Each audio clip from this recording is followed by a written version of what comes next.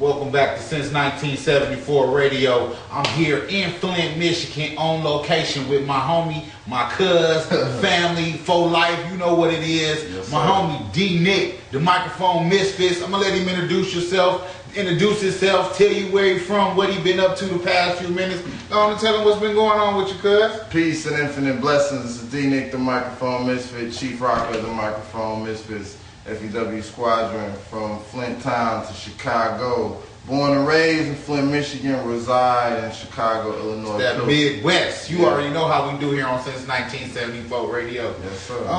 We're gonna try to do a little interview. We're gonna definitely get him in the studio, but like I say, right now we on location, so don't be expecting no performance because you ain't fit to get it today. You're gonna have to wait till we get him in studio. So therefore, you just gonna have to keep checking for his sound that's on the playlist every week. If you're listening, you know who this is. This is my cousin from the fly to the shop. You know what I'm saying? Cousin D Mick, you dig, right here with your boy Ty House, Mick DOG since 1974 Radio. This guy got me started. This is the guy that got me started. You just read the question out of my mouth. I was just to ask you what made you want to do what you do. I mean, I've been a hip hopper since I came out the womb, and I just love the culture and love everything that comes with it. And then I saw this guy back when they were NIB, closed casket, saw this guy do his thing. I think it was the first time I seen you. It wasn't even the first time I seen you. It was like I saw a tape, you know what I'm saying? I got a tape and I was like, what? This is my cousin? And when I was real small. That's when the music was still on them cassettes. Yes. Y'all know, some of you youngest don't know about that. When I was real small, this dude used to play jokes on me, telling me that him and his brother was Jazzy Jeff and the Fresh Prince. Yeah. Summertime. You know what I'm saying? Before I knew who they was. And I was just kind of just seeing performance, and then, I've always been a performer, always been into that, so that's what happened. Okay, you bring a different flavor. Well, I ain't gonna say a different flavor, more of an original flavor, like going back to the roots of hip hop, where, it had true meaning to what it is that, the folks is talking about. So why don't you, how did someone of your young stature go from being, into conscious hip hop as vice versa Martian hip hop? Oh man, you know what? I had good examples. This is the OG of the family, so I don't claim to be, nothing that I'm not. And I actually could see Busters doing that because I couldn't nobody really flex with this guy. So it's like, well, if he gangster status and he telling you not to go that route, and then I see everybody that listen, like I've seen people go from the great, like have nothing, like the have-nots. That's the FLINT. I grew up in Flint, Southside. I've seen the have-nots, and I've seen people that had like limited. I had limited, and then there's people that have-nots, and it was never glamorized when I saw people like thugging. It was like a really necessity. So I was like, well, if I got a little bit more than others, and I see people struggling, so I gotta do my part, and the gangsters get it done, and it's the yin and the yang, and there's the thinkers that like put it out there, and there's the movers, the shakers, and so it's like, well, I'm gonna be a thinker until I become a mover, and then I'm gonna combine it together, and that's kind of what I learned growing up in Flint, and you fake the funk, you get your butt tested. So, you'll be missing. Right, you'll be missing. You will be missing. That's how we get down around here. But you know what? I ain't gonna say that's how we get down just around here, because this the Midwest. This is how we get down in the Midwest, period. You dig what I'm saying? That's just like dual citizenship. You dig what I'm saying? He Chicago, Flint. You dig what I'm saying? I'm Cleveland, Flint. But I can go Cleveland, Columbus, Flint, Columbus, LA, Vegas, Chi. You know what I'm saying? But I'm here representing this Midwest because this is what I love. Like I always say, all the other regions that had an opportunity to be on, the South, the West, the East, you dig what I'm saying? They just don't want to give us our props here in the Midwest as being founders of a lot of this hip hop music. Oh yeah. You know what I'm saying? With us taking everything from everybody and putting it together and being a mixture. You know what I'm saying? So with that being said, I wanna ask how you feel about the status of Midwest hip hop today. I think it's vibrant, man. It's probably the most vibrant because we got so many influence. Everybody comes here and still gets to be themselves wherever they come from. You come from the South and you come to the Midwest, you are still South with this like adopted like type of twang. Whereas if you from anywhere and you go to another region, you got to become that. Right. You know what I'm saying? Like when you from Flint, you go to the East Coast, you're gonna probably be East Coast. You come from West Coast and you go somewhere, you know, you're gonna be that coast. But in the Midwest, like in Chicago, Minnesota, Ohio, all of that, like you don't really lose nothing, and you get to pull and choose from everybody. Like people won't even know like DJ Premier is from Texas. You would think he's straight from Brooklyn. Right. You know what I'm saying? Because when you go there, you become New York. But here, you not like that. You got all the influences, and it's just like a gumbo. It's like a gumbo of everything. So.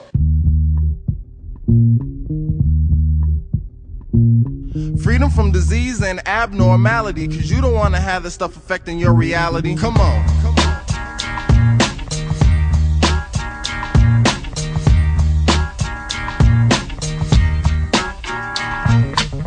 I was chilling with my brother Super Enlight. We were shooting the breeze, getting our mind right, laughing, talking politics and current events, bugging out about a lot of things that don't make sense. And this Super all of a sudden got an urge from his tummy. He looked up and said, Joe D, I'm kinda hungry, help yourself. In the kitchen there was food in the cabinet. He opened up the cabinet and said, I ain't having it. There ain't nothing in here except for junk food. If I eat this, it'll put me in a junk mood. No disrespect, D, don't mean to be rude, but Lay's chips, French dip, come on man, dude. I had no idea you were eating like this. Why would you ever put that on your grocery list? This so-called food ain't meant for a human. If I eat this, then my bowels won't be moving. Come on, Super, don't you think you jumping the gun? I just eat this when I'm sitting back and having some fun. I don't really need to eat nothing organically grown unless you want to make your body cancer's permanent home. Eating healthy is the first step in disease prevention. It also cuts down on hypertension. There's a few more things I'd like to mention if you'll sit back and pay attention. You want freedom from disease and abnormality, cause you don't want to have this stuff affecting your reality. Freedom from disease and abnormality, cause you don't want to have this stuff affecting your reality. Freedom from disease and abnormality, cause you don't want to have this stuff affecting your reality. Freedom from disease and abnormality, cause you don't want to have this stuff affecting your reality. You wouldn't pay your bills with counterfeit money, so why would you put something counterfeit in your tummy? You won't give your mama artificial love, so why would you feast on artificial grub? Now that's something to think about.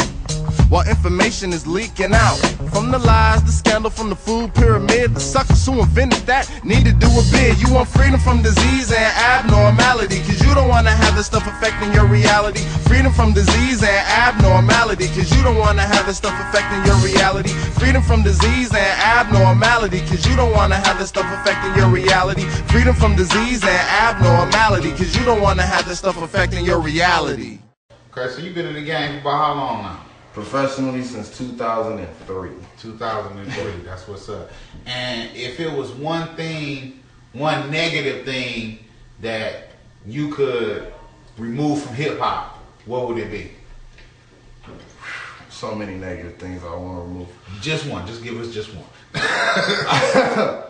What you think is the most major one that if we took this negativity from hip hop, it would help to further advance the music or the lifestyle that it is? Have the people who, and I'll take it to self. I have the hip hop entrepreneurs take control of the marketing promotion, because when you have lawyers that ain't never, lawyers and accountants that ain't never did this, you know what I'm saying? Then they just like looking at past sales and trying to like go into that box as opposed to let people like do their own thing. An example, like you can't genreize like hip hop. Like there's the gangster rap and there's the conscious rap, and it's like, because every gangster rapper ain't the same type of gangster rapper. A lot of people that be talking like hard, don't even consider themselves gangsters. They just like, man, I'm just kicking reality and facts. Right. There's a lot of people, like you ask me, like call me like a conscious MC. I think everybody's a conscious MC because everybody's aware of that. Like, how you gonna tell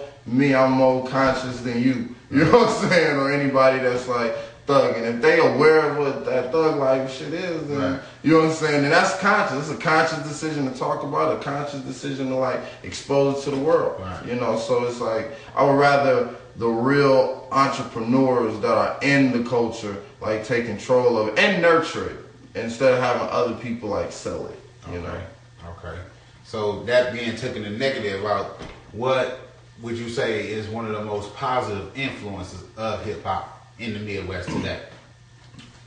One of the most positive influences of me. No. I mean, hey, it is what it is. That's you're supposed to be swaggerific like that. You're supposed to have confidence in your, you know what I'm saying, in what you do. And I believe you do bring a lot of positive to the hip hop community. That's what I mean by a conscious rapper. Because, like I say, some folks will just, I take your music as an enlightening music. You know what I'm saying? I can learn something from what you're saying. You dig what I'm saying? No matter how old you is or how young you is, what it is you kicking, somebody can learn something from. Whereas vice versa, some MCs, just like you say, be speaking reality, and when, okay, I know that's reality, but what can I get out of your reality? Because your reality is a lot of other people's reality. You know what I'm saying? So what is it that I can learn? You take it to that next level and put it out there like, well, this is what you could get out of it. You dig what I'm saying? So with that being said, being a Midwest rapper, being in the game since 2003, why don't we do some name dropping and, you know, to let the people know some of the, you know, MCs, some of the true pioneers that you know work with in the game.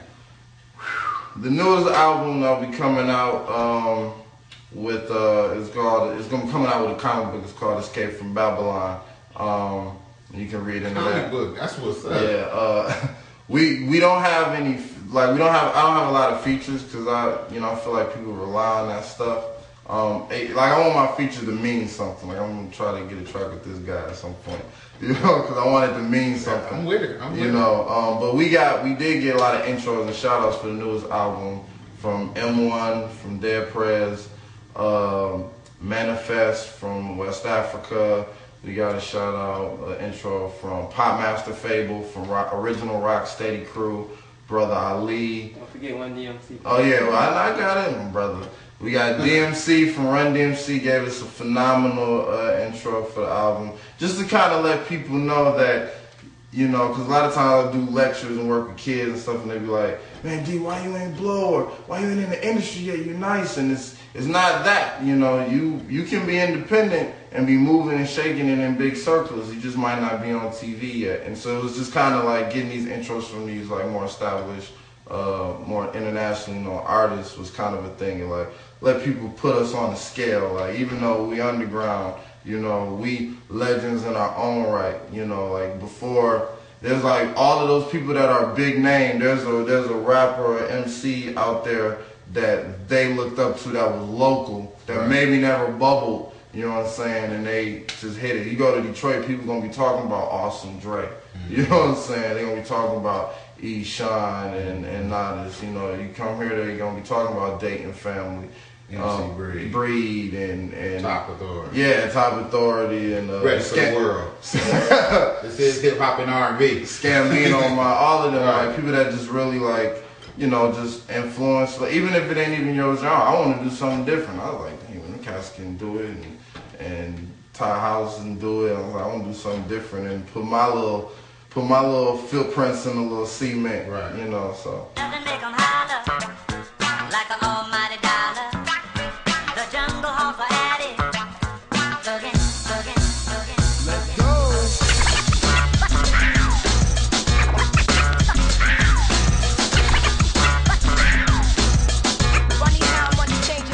Now, I know a man and I use the term loosely.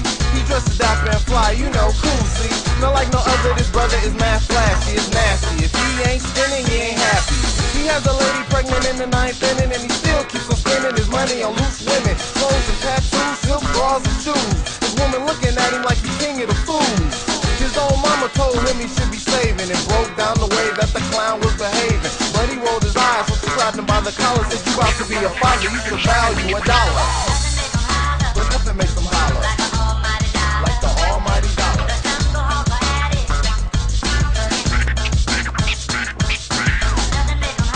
Nothing makes him holler like the almighty dollar.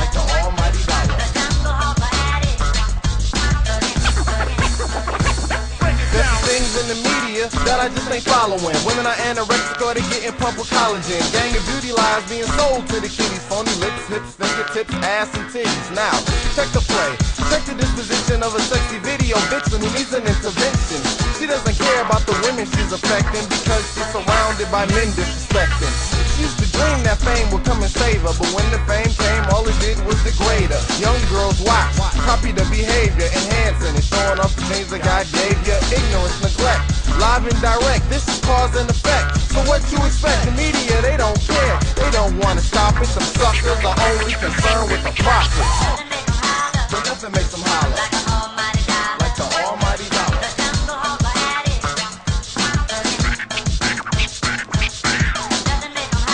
Nothing makes them holler. Nothing makes them holler. Like the almighty dollar. Like the almighty dollar. The jungle hopper at it. This one is about me, y'all.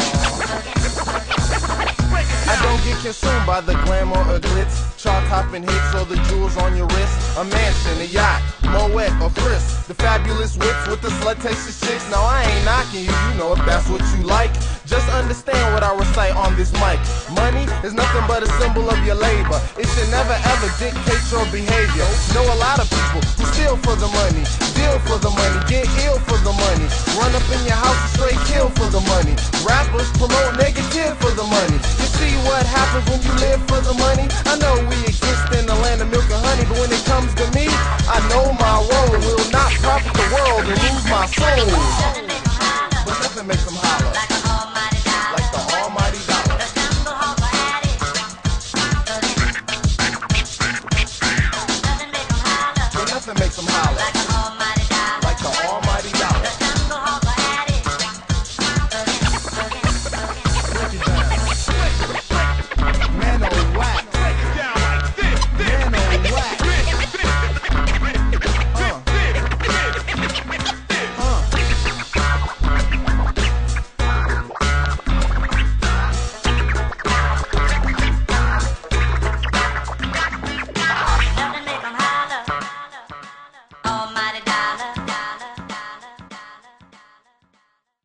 You do lectures to the young people. Yeah. Explain on that a little bit. Tell us what that's about. I'm a youth activist, youth advocate, you know, because the art saved my life. And, you know, sometimes we get caught up in our whole masculinity stuff and we be like ego tripping, like, oh, I can't do that or I can't do this. And I would remember very vividly being very heavy in theater and I won't say no names, but a couple of gangster cousins were like be in the crowd, like, you know, blazed up, you know what I'm saying, cheering a brother on, and I'd be like, dang, man, that's, you know, I really had no fear. I never fell victim to peer pressure because I was like, if this undisclosed gangster cousin endorses it, you know what I'm saying, and, you know, and he's like tough as nails, so it's just like, man, all of that tough guy talk y'all talking is phony.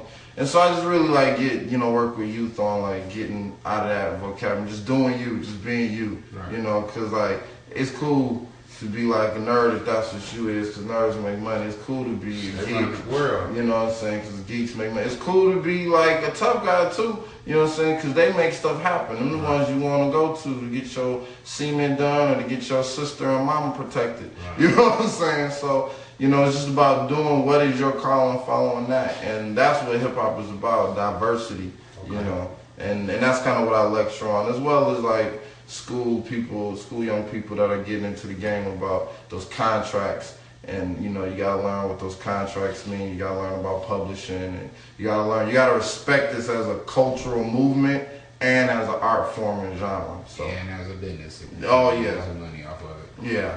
Oh, did I say that not loud enough? And as a business, if you're trying to make some money off of it. And you got to figure out ways to you know, make money, because downloads is like crazy the way people can get your music for free. So right. You got to, and if you like me, I believe music should be free, but that means you got to find another way to get people to pay for it and all that. That's why we're doing the comic book. You're going to have to pay for the comic book. You get the CD for free. So you just gave y'all hella game for free.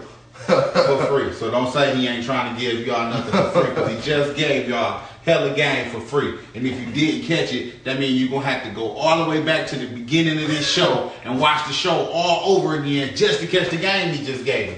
You dig what I'm saying? I ain't going to make y'all go through all that. Let them know how they can get in contact with you. You know what I'm saying? If they want you to come do a show, if they just want to ask you a question, or what's the best way to get in contact with you? You can email us at bookthefits@gmail.com. That's BOOKTHEFITZ@gmail.com. You can look us up on D Nick the Microphone Misfit, Facebook. You know, you'll find me. Google D Nick the Microphone Misfit. Microphonemisfits.web.com, microphonemisfits.bandcamp.com. You can buy the albums. Brace yourself for the impact. Escape from Babylon is coming out soon, and graphic novel is out now. You can get that on cdbaby.com, Amazon, iTunes. Just look up D Nick the Microphone Misfit. Check us out on YouTube. We got music videos. We got live performance footage. Working on a little DVD. You know, of our concert footage and everything. Be wearing that Nuclear Mike logo. You know, red, gold, and green, colors of the team. Jada Stafari. That's what it is. Speaking of that, there was one more question I had to ask you before I let you get up out of here. Yeah. You know, I really look up to you, being a little cuz, I really look up to you for the whole touring of Africa thing. You know what I'm saying? That's something I want you to share with the people on how you got up, how you came up on something like that, and what was that experience like? Man, that was... And kind of explain to them what the experience, you know, what it was. So, me and other brothers, first of all, the stage show, in all humbleness, the stage show is on point. You can't funk with the stage show that I put down.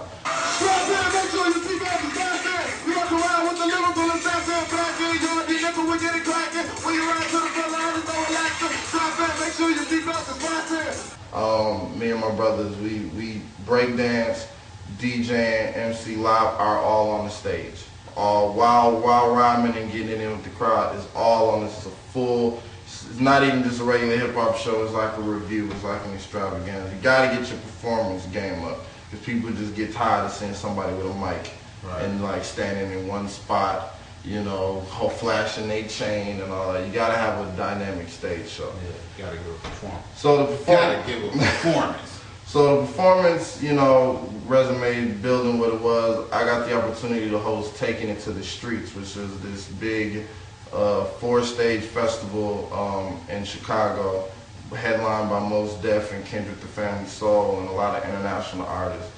And they did a co-op thing, and DJ Manowax, you know, brought artists from overseas there, and they were like, well, we want artists from over there to come, and they kind of wanted me, so he put a team together, and we went to Africa, my first international tour, and to be going to Africa, Algeria. Big up to Tox Crew, African Jungle, and all my heads in Algeria, you know, that be doing their thing. They support this Midwest music too. Oh yeah. Oh, they got love. They had a Microphone Misfit logo shirts and everything. Bahia Breakers.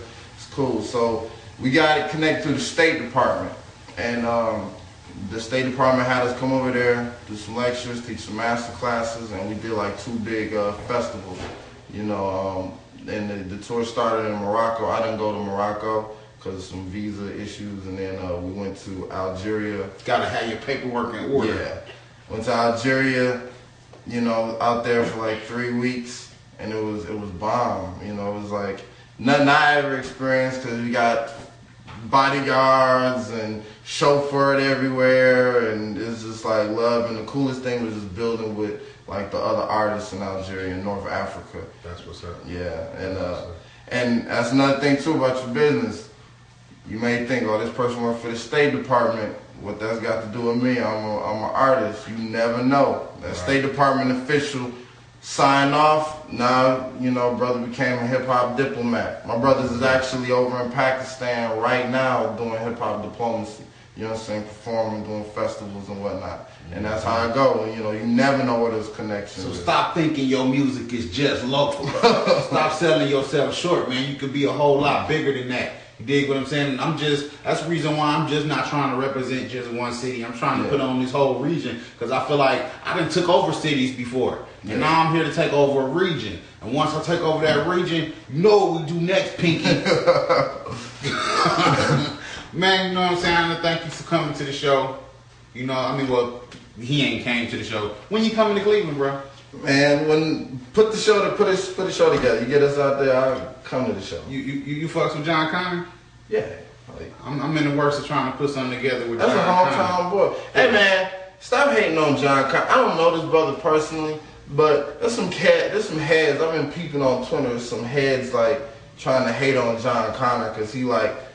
I think because he like finna blow. That's because he doing this thing. He finna blow up. It's like, man, this stop thing. hating on John Connor. Like, I don't know this brother from a can of paint on the wall, but like, you know, if he be one of the first like international or big, I'm first international. But if he be one of the first big like mainstream acts outside of breed. Yeah, in Flint, then let that man do his thing. Yeah, you know, and you know, regardless of what they say about him, we ain't gonna talk too much about John Connor, but he got a hell of a work ethic. Yeah. So while you sitting at home in your basement, we're trying to rep your city. That boy all over the country repping the city.